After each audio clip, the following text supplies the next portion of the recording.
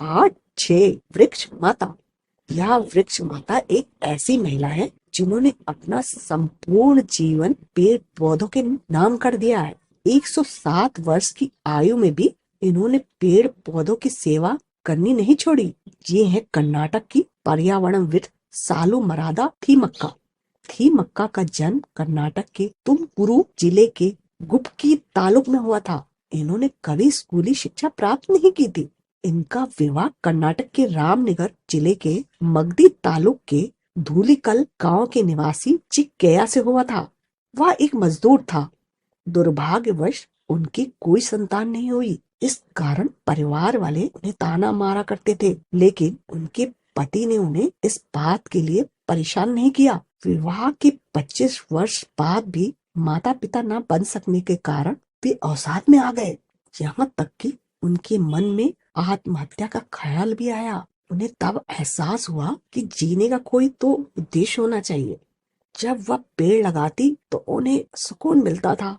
इस तरह उन्हें जीने का उद्देश्य मिल गया। उन्होंने यह निश्चय किया कि वह पौधों को अपने बच्चे की तरह पालकर बड़ा करेगी। उन्होंने यह पेड़ अपने गांव हलीकट और कुटूर के आसपास लगाए। उनके लगाए 384 बरगद के पेड़ करीब 4 किलोमीटर क्षेत्र में फैले हुए हैं। सड़क के दोनों ओर लगे होने के कारण से ये पेड़ एक बड़े क्षेत्र में हरियाली का एहसास कराते हैं। थिमक्का ने ये पेड़ ऐसी जमीन पर रोपे और बड़े किए जहाँ वर्षा बहुत कम होती है। ज्यादा समय जमीन सूखी पड़ी रहती थी। उनकी इस कार्य के लिए उनके आसपास रहने वालों ने सालुमरादा नाम दिया। सालुमरादा शब्द कन्नड़ भाषा का है, जिसका अर्थ है पेड़ों की पंक्ति। यह कार्य आसान नहीं था। पौधे लगाना, गड्ढे खोदना, पौधे रोपना, कई किलोमीटर दूरी से पानी लाना और पेड़ों की सिंचाई करना बहुत मेहनत का काम है। वे पिछले 80 वर्षों से यह कार्य करती आ रही हैं। वे करीब 8000 से अधिक पौधे लगा चुकी हैं।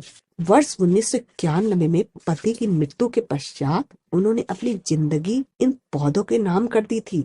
अब इन पौधों से बड़े हो चुके पेड़ों की देखभाल कर्नाटक सरकार कर रही है। इनके इस शुभ कार्य के लिए इन्हें कई पुरस्कार मिल चुके हैं। सन 2019 में इन्हें पद्मश्री पुरस्कार से सम्मानित किया गया। मार्च 2021 में जब सालुमरादा थिमक्का को पद्मश्री पुरस्कार लेने राष्ट्रपति भवन गई, जब उनका नाम पुकारा गया तो राष्ट्रपति कोविंद प्रोटोकॉल तोड़कर स्वयं उन तक पहुंचे और उन्हें सम्मानित किया। इस पर थिमक्का ने अपने बेटे जैसे राष्ट्रपति के माथे को छूकर उन्हें आशीर्वाद दिया। समारोह में उपस्थित प्रधानमंत्री सहित सभी बड़े नेताओं के चेहरे पर मुस्कुराहट फैल गई और हॉल तालियों की गड़गड़ाहट से गूंज उठा। वह पल ऐतिहासिक हो गया। सालुमरादा का घर इन सम्मानों से भरा है।